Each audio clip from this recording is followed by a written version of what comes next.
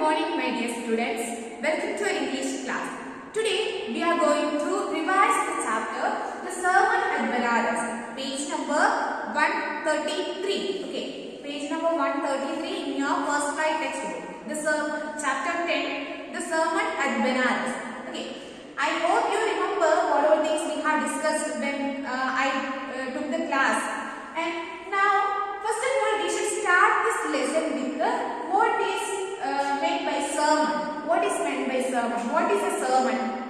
Sermon means actually it's a written or a spoken address on religious or moral matters. That's meant by sermon. Okay. Here we are going to discuss a sermon delivered by Gautama Buddha, and which was his first sermon, and he delivered it in Benares. Okay. So the title is The Sermon at Benares. Okay. Now the title is clear for you. I hope that. Here, actually, what is the real name of Buddha? He is known as Siddhartha Gautama. Okay, Siddhartha Gautama, and he was we believe that he was born in Lumbini, and he lived in the northern India. And so, some introduction, some information about Gautama Buddha is given in the beginning of the chapter. Let's discuss the things from the beginning itself. Gautama Buddha began life as a prince named Siddhartha Gautama in northern India. At 12, he was sent away for schooling in the Hindu sacred scriptures, and 4 years later he returned home to marry a princess. They had a son and lived for 10 years and as befitted royalty.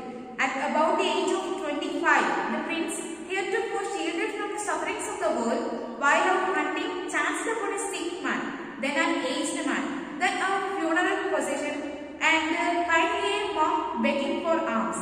These sights so moved him that he at once went out to the world to seek enlightenment concerning the sorrows he had witnessed.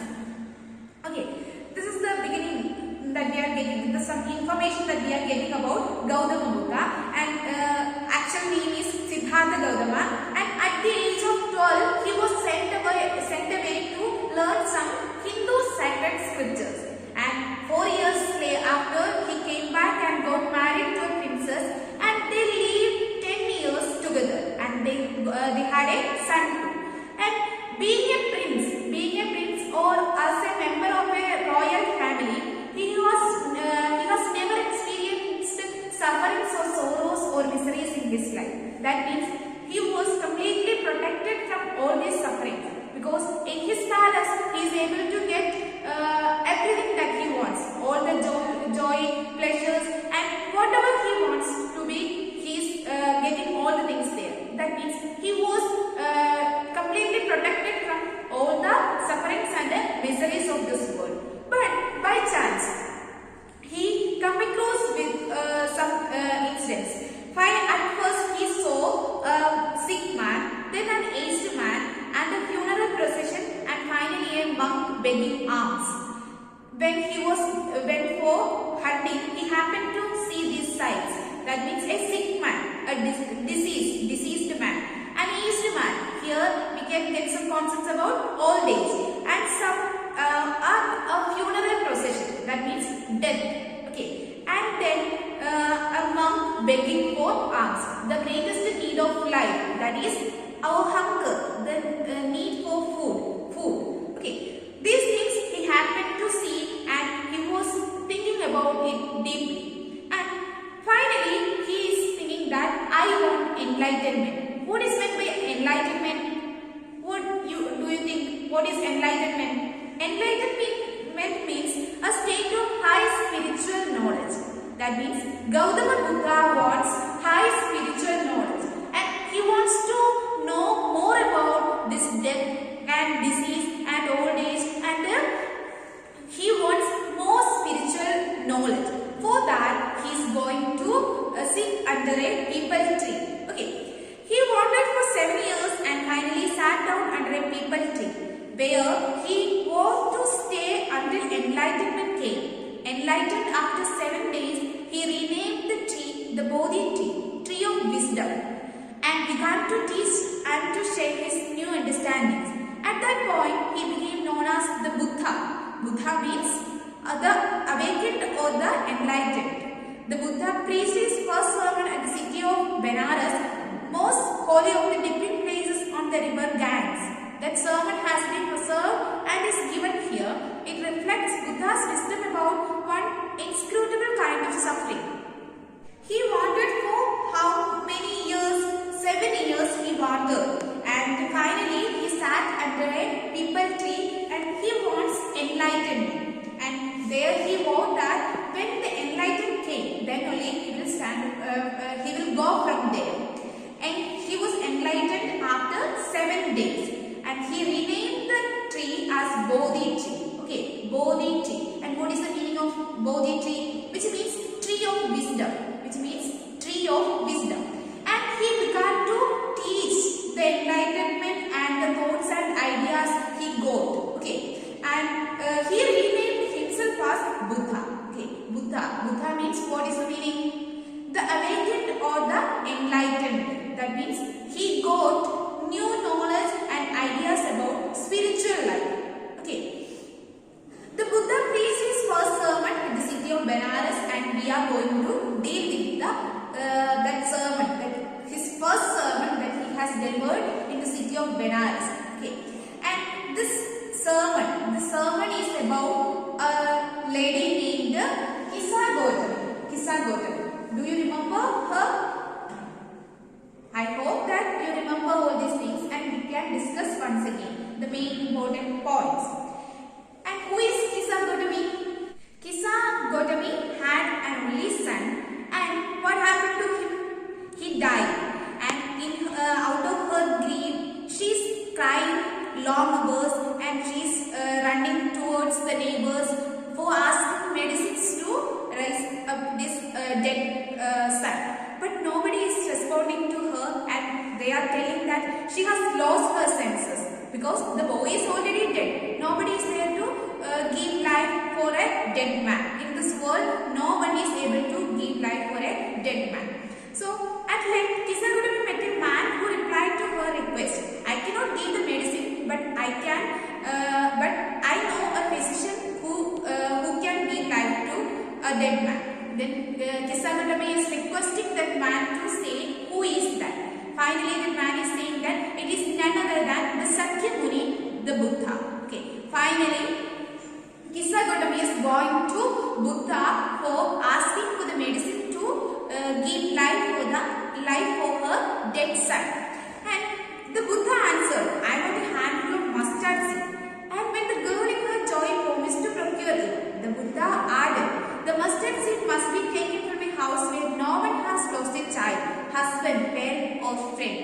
Okay. Finally, she reached there and she discussed the things with the Buddha. Then Buddha told her that I can solve this problem.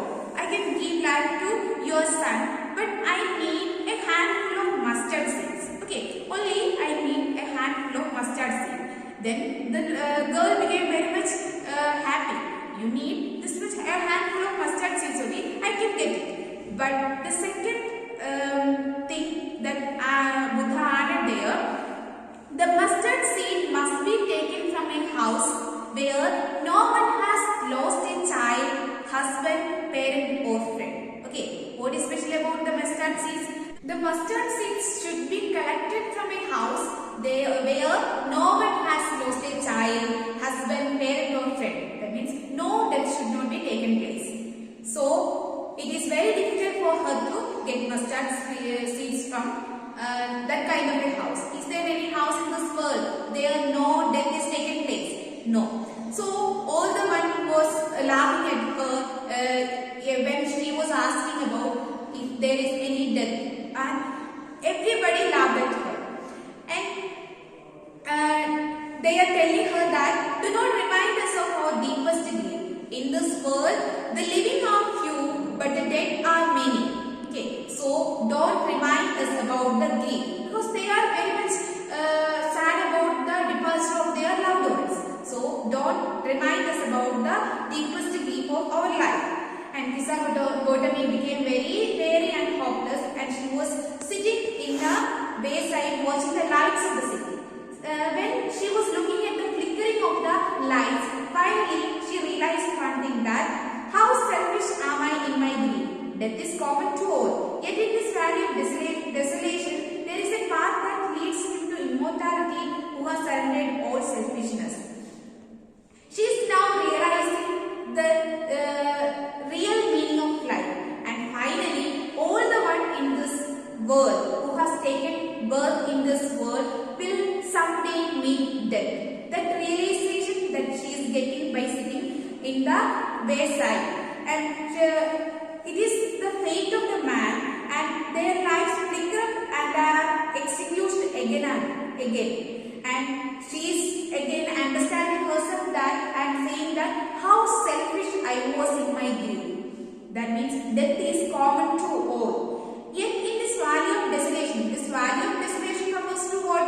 This valley of desolation means earth. In this earth, there is a path that leads to immortality who has surrendered all selfishness. In this, those who want to get immortality, they should surrender all the selfishness in this world. Then he will get the immortality. Otherwise, nobody is going to be saved. And in this valley of desolation, the Buddha said, the life of mortals in this world is trouble and grief and combined with pain. That's reality of life. Whoever living in this world, life of mortals means somebody who is going to die in future. All the one who is taking birth in this world will meet death one day. They are called mortals. So the life of mortals in this world is troubled and grief and combined with the pain. For the earth is not any means by which those that who have been born can avoid dying. Nobody can avoid the reality of life, that's death. After reaching old age, there is death. We know that. Of such a nature are living beings. As ripened fruits are early in danger of falling, so mortals when born are always in danger of death. He is giving a comparison. We know the ripe fruits are always in danger of falling. Likewise, who has born in this world, someday he will die. That means he is always in danger of death. As all earthen vessels made by the potter end in being broken. Once again he is giving some other comparison. All the earthen vessels made by the potter in this world, someday it will break. Okay, all the earthen vessels will break someday, and it is the fate of these earthen vessels. Likewise, all the human beings, all the mortals in this world, someday meet death. In the last two paragraphs, we can see that Buddha is asking us that what is the need of lamentation when somebody is dead? If these lamentations can bring the life back to him? No use actually for this lamentation. All the relatives and all the closed ones are sitting near to the dead one and weeping and lamenting for his death. But what is the use? There is no use. Actually, it will make his body ill and his mood very much sad. Except this, no use for this lamentation. So he will make himself sick and pale, and dead are not saved by his lamentations. And he who seeks peace should draw out of the air of lamentation and complaint and grief. One who wants peace in this world always should draw out from three things. Which are the three things? Lamentation, complaint and grief. From these three things one should draw out, and then he will get the peace. And finally he is adding that he who has overcome all sorrow will become free from sorrow and be blessed. All those who are driven away from all kinds of sorrows and miseries, or leaving all these lamentations and complaint and grief, then he will be saved and he will be blessed in this earth. No use of lamentations, no use of weeping for the dead.